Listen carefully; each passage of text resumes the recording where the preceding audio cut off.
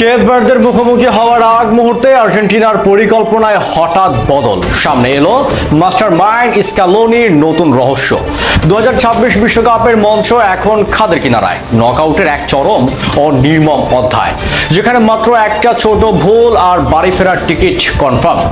এমন এক do or die মঞ্চে আফ্রিকার চমক কেপ ভার্দের মুখোমুখি হওয়ার ঠিক আগ মুহূর্তে হঠাৎ করেই নিজেদের মাস্টার প্ল্যান আর ভ্রমণসূচি সম্পূর্ণ বদলে ফেলেছে বিশ্ব চ্যাম্পিয়ন আর্জেন্টিনা।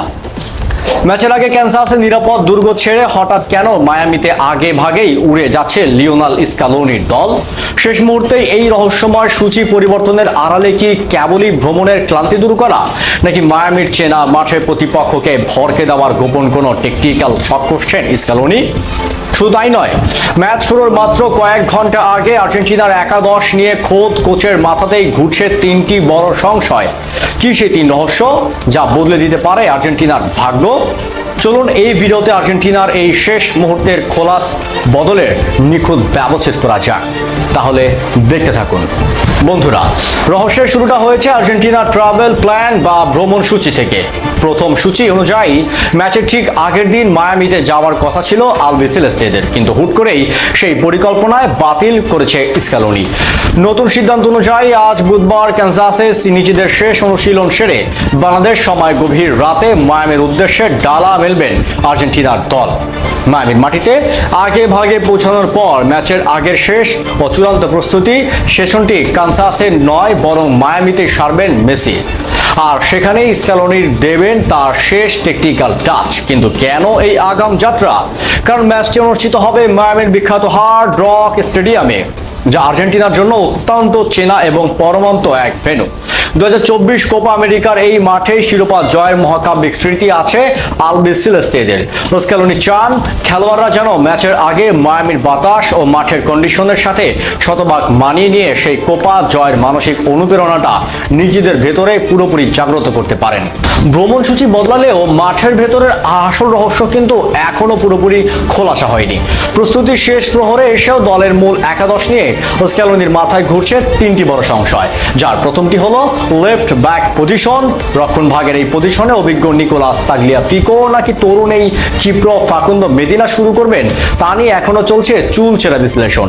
কেপ ভার্দের উইঙ্গারদের গতি থামাতে কার উপর ভরসা করবেন স্ক্যালোনি, তা এখনো ধোঁয়াশা রয়েছে। দ্বিতীয় সংশয়টি আরো বড়, আর তা হলো সেন্টার ব্যাক পজিশন নিয়ে। দলের defensive rock Cristian Cuti Romero চোট কাটিয়ে অনুশীলনে ফিরলেও তিনি 90 মিনিট খেলার মতো পুরোপুরি ম্যাচ ফিট কি না, তা নিয়ে টিম ম্যানেজমেন্টের মনে এখনো হালকা সংশয় রয়েছে। রোমেরো যদি শেষ মুহূর্তে ঝুঁকি না নেন, তবে অভিজ্ঞতার ঝুলি নিয়ে একাদশে ওতামেন্দির থাকাটাই নিশ্চিত। তবে সব থেকে বড় এবং রুদ্ধশ্বাস প্রশ্নটি লুকিয়ে আছে আর্জেন্টিনার আক্রমণ ভাগে। মহাতারকা লিওনেল মেসির প্রধান সঙ্গী বা মূল স্ট্রাইকার হিসাবে কেপ ভার্দের ডিফেন্স ভাঙতে হলে মাঠে নামবেন কে? লাউতারো মার্টিনেজ নাকি হুলিয়ান আলভারেজ? এই বিখ্যাত দোটানা এখনো কাটেনি জর্ডানের বিপক্ষে পেনাল্টি থেকে গোল করে দীর্ঘদিন পর বিশ্বকাপে খাতা খুলছেন ইন্টার মিলানের লাউতারো মার্টিনেজ। তাই ফর্মের বিচারে তিনি এই রেসে কিছুটা এগিয়ে আছেন। অন্যদিকে চোট কাটিয়ে ছন্দে ফেরার লড়াইয়ে থাকা হুলিয়ান আলভারেজের হাই প্রেসিং ক্ষমতাকেও ছোট করে দেখার উপায় নেই।